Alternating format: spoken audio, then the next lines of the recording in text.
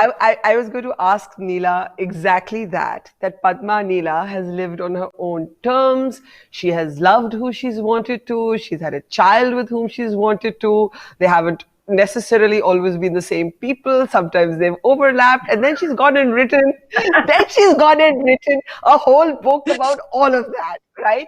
And I frankly love her completely and totally because I have never met a person who has owned her life and her relationships so totally, owned her mistakes so totally, and has written so candidly about them and has lived completely on her own terms. But I'm imagining that at times it may have caused ripples in the larger family. Did she shock all of you?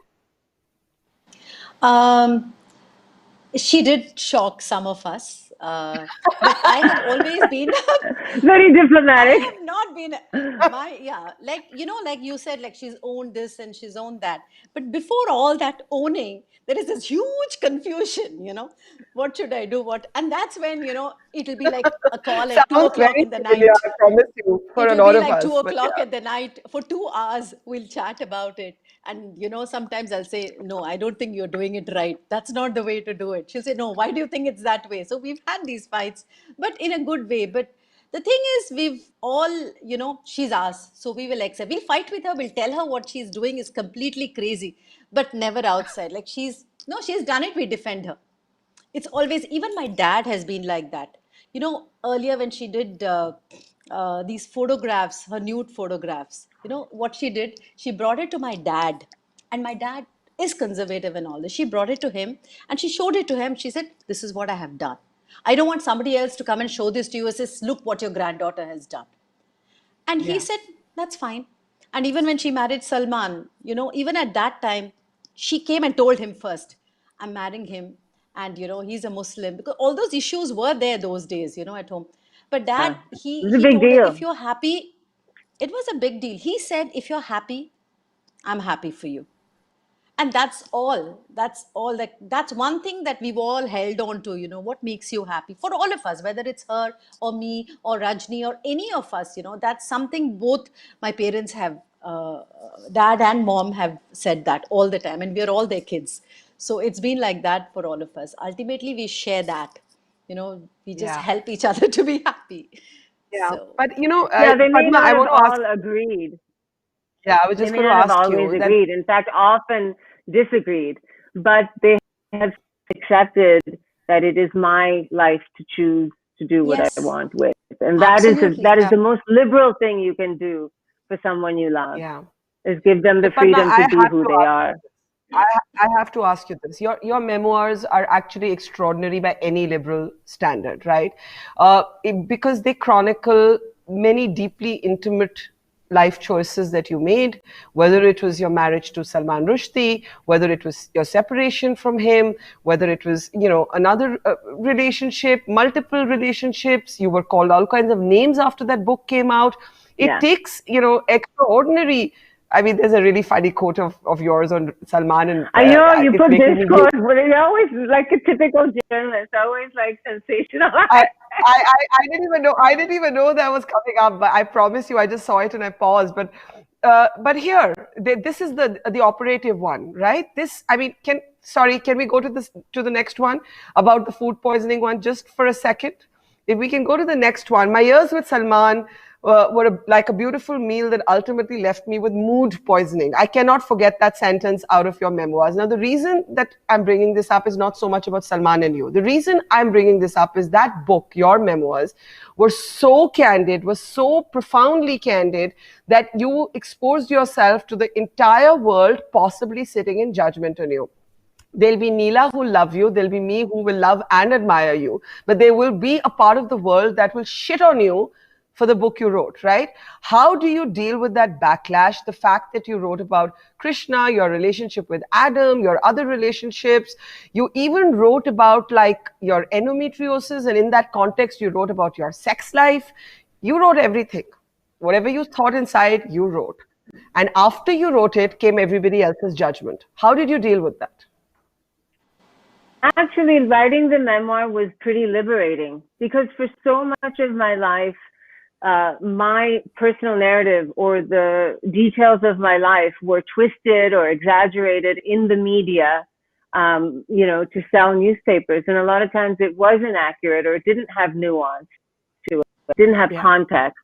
So, so writing the book, I knew that I wanted to write an honest book because I love memoirs. I love, reading those kind of books. So I knew that whether it sold 2 copies or 2 million, I wanted it to be authentic and good. And a good memoir is an honest, otherwise don't bother. It's just a piece of PR fluff, right?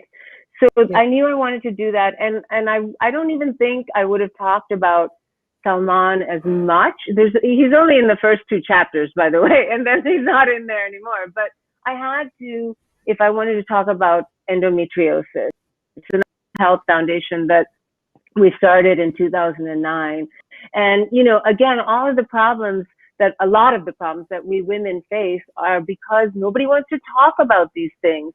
Nobody wants to talk about reproductive illness that affects 200 million women around the world, and so I just knew that if I wanted to talk about those things, I had to do it in a full-throated way. And actually, writing the memoir was great because nobody can say anything about me that I haven't said about myself already. This is true. And, I didn't care. For so many years, I was so afraid of what or how would I come off or any of that. I also write a lot about imposter syndrome at work because I wasn't a chef and I didn't go to culinary school. And yet, I'm doing a lot of hosting and critiquing and stuff on food.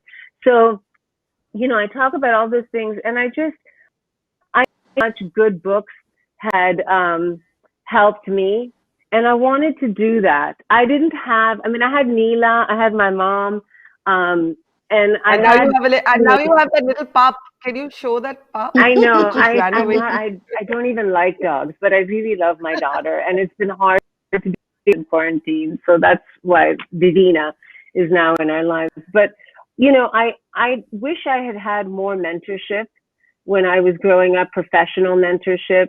And I think women need that. Men have all sorts of support systems, and women don't. And often, we have to figure it all out on our own. So I wanted to do that at the start with the book, to say, it takes time to become who you're going to be as a human being. It's not, some of the rules that we're living by were created over 100 years ago when the lifespan was 40. Now we're living till 85, 90. So the arc of a person's life is much different. And so I wanted to use my life as an example to illustrate certain things that I had learned through my own experience. And since the memoir, I have made it my mission to mentor young women. And I have, just a handful, 4 or 5 young women, some of them who've been with me for 11 years. I mentor all in their 20s and early 30s now, because I want them to have what I didn't have. As feminists, if we keep saying we want the world to be better, we want the world to be better, it doesn't have to be in big sweeping movements.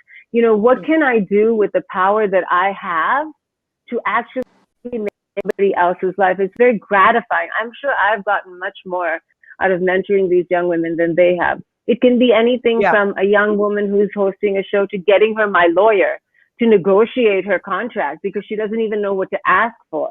It can be picking up the phone and making a call to make sure that another woman's investors know that I'm also an investor, even if I'm a small investor, with whatever I can, because that makes them take her seriously where they might not, because she's just a 25-year-old woman. Well, she happens to be a really brilliant 25-year-old woman, and she deserves that. And I just didn't know anybody in the fields that I was in to ask for help. And I think as women become more powerful in more leadership roles in government, in business, in philanthropy, in the arts and journalism, we need to do that in a very direct way for the next generation. Have a place at the table. We need to elbow to make room for others. Otherwise, our legacy after we die will be meaningless.